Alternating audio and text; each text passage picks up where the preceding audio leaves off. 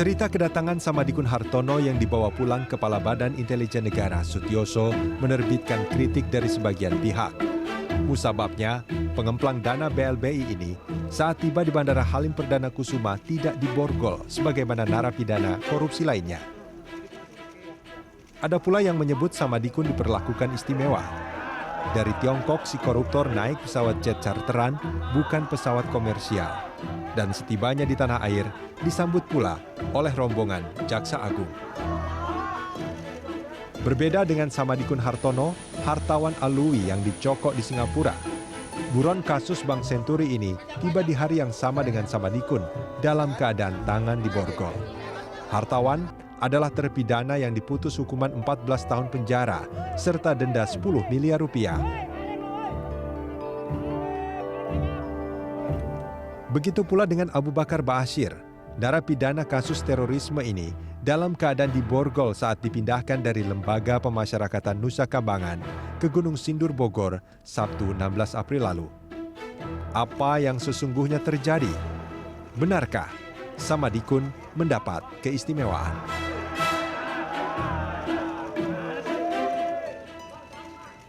Kembali bersama Kepala BIN Letnan Jenderal Purnawirawan Sutioso dalam DBS. To the point. Bang Yos, ini Anda perlu klarifikasi tentang beberapa hal.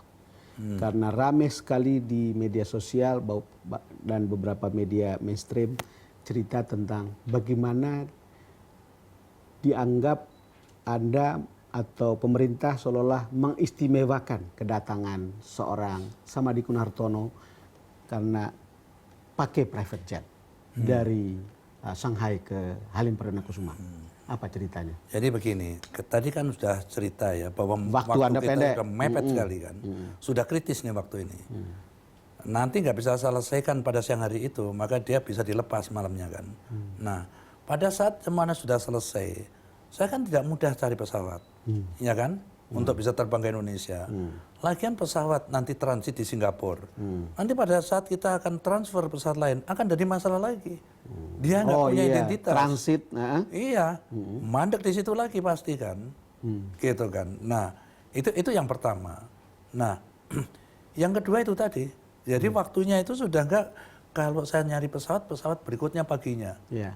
Atau pada tengah malam harinya kan. Artinya lewat jam 9. Masih di situ belum keluar. Kan jadi perkara lagi yang lebih rumit. Kan gitu kan. Dan lagi gini kan. Masyarakat harus tahu bahwa kondisi-kondisi tertentu itu jangan mikir duit lagi. Itu betul. Ini barang ini lebih berharga dari apapun. Membawa uang kita sangat besar. 169,4 miliar yang harus kita kembalikan. Dan sekali lagi kebutuhan pemerintah yang harus kita utamakan. Bukan itu untungan duit itu tadi karena pakai pesawat.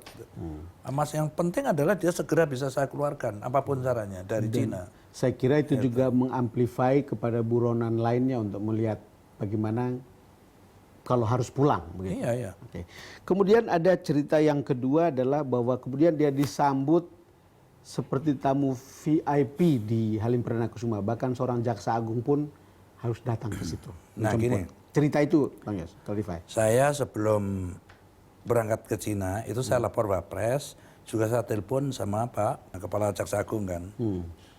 Jadi saya minta, Mas, saya akan membawa tahanan ini. Kalau sudah sampai ke tanah air, tugas saya sudah selesai. Ini adalah porsi sampean ini kan. Jadi tolong nanti saya akan serahkan ini di Halim. Gitu. Saya yang minta beliau datang. Jaksa Agung, Anda yang minta untuk datang ke situ. Datang sendiri. Bukan. Karena saya ngantar sendiri kan. Ya kita kan temen, kita selevel gitu kan jadinya kan. Nggak ada pikiran apapun itu. Jadi masyarakat itu jangan tiap kali melihat yang negatif-negatifnya lah kan gitu kan. Ya lalu kemudian setelah sampai di Halim Perdana Kusuma, lalu orang bicara tidak diborgol. Jadi kalau lihat yang lain kan ada cerita bagaimana tahanan-tahanan yang lain di borgol. Ada hartawan yang kemudian datang dari Singapura, bahkan Abu Bakar Ba'asyir itu diborgol. Lalu kemudian ini tidak diborgol. Kenapa begitu Bang Yos? Nah, sekarang perjalanan dari Shanghai ke Jakarta aja dulu ya. Boro-boro saya borgol ya. Perlu Anda ketahui bahwa kita ini tidak punya kewenangan menangkap orang. Saya punya niat, punya hasrat untuk menangkap orang, tapi saya selalu menggunakan orang lain. Seperti teroris di sini, saya kan hanya memberikan informasi kepada kepolisian. Kepolisian yang akan nangkap. Nah begitu juga waktu di luar negeri saya memberikan itu loh mereka dia gitu, itu rumahnya. Sebentar lagi dia datang, kan dia sebentar lagi akan lewat gitu kan. Maka ditangkapnya di jalan. Nah yang punya kan polisi sana. Nah oleh karena itu kita ini nggak ada bin bawa borgol apa boro-boro, kan gitu kan. Iya, karena kemudian tidak diborgol situ, saya juga lihat ketika masuk ke tangan Jaksa Agung. Setelah itu ya saya serahkan kejaksaan, itu terserah mereka kan, kebijakan mereka kan. Pada saat saya sudah salaman sama Pak Jaksa Agung. Ya, soalnya ramai sekali di sosial media tentang wah kok hebat sekali ini jadi VIP, tidak diborgol, sudah begitu naik. Lalu orang merasa bahwa kata beberapa teman pemret di grup saya itu bisa jadi ada glorifikasi terhadap para koruptor. Ini cerita. Ya, dan tadi kan gitu, kenapa mesti kabin sendiri yang mendampingi kan gitu. Itu betul, tapi kan sudah terjawab. Jadi karena dalam keadaan yang kritis itu, kalau dari London saya harus ngirim deputy saja gitu. Sementara di Cina harus menghadapi penjabat-penjabat setingkat menteri. Tentu kan mereka mungkin nggak begitu melihat gitu, nggak memandang lah.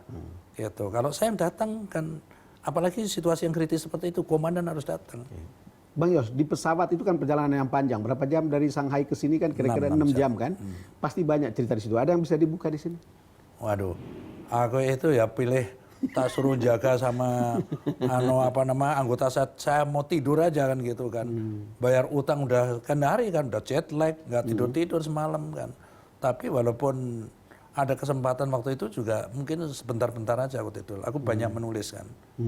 Gitu kan. Jadi tidak ada cerita apapun, tidak ada misalnya ada janji bahwa minta maaf dan lain-lain misalnya dalam pesawat gitu. Ya, dia menyadari lah gitu, kalau ya barangkali inilah yang terbaik untuk saya gitu.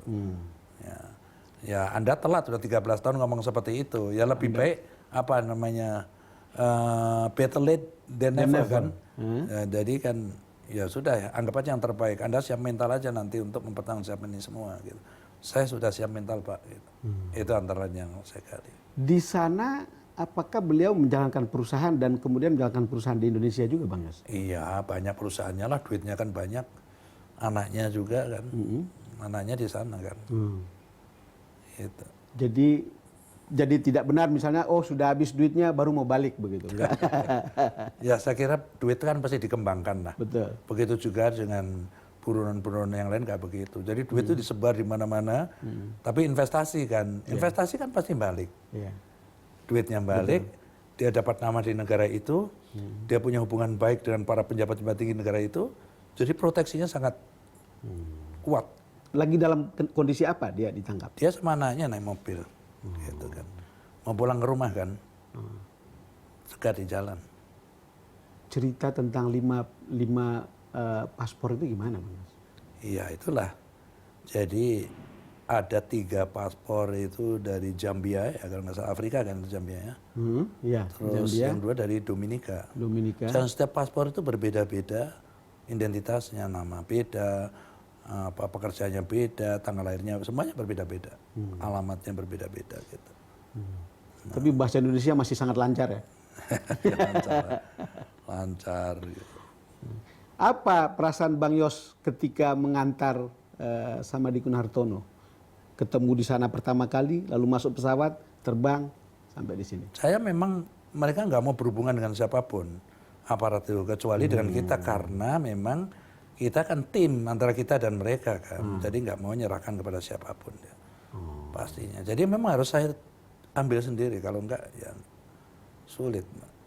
Bang Yos, tidak ada ceritakah misalnya kembali seperti prasangka saya tadi atau yang pertama tadi bahwa ada oknum yang menjadikan mereka ini sebagai ATM, nggak ada cerita-cerita begitu dari Samadikun Hartono? Karena kalau Anda bisa bawa kan berarti Anda dipercaya tidak punya kepentingan apapun. Jadi saya hanya menggunakan logika saja.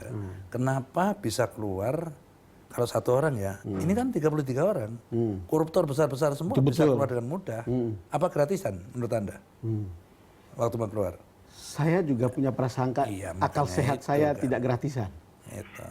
Ya pasti ada yang memberi jalan. Sampai dia bisa keluar dengan aman gitu. Sama dengan cerita ada seorang buron siang diketik surat cekalnya, malam dia sudah terbang bukan? Nah, iya, karena dibocorin. Dibocorin berarti mata rantainya panjang. Gitu. Iya, iya, iya. Wow. Bang Yos, kita jalan lagi dulu. Pemirsa, kami akan segera kembali.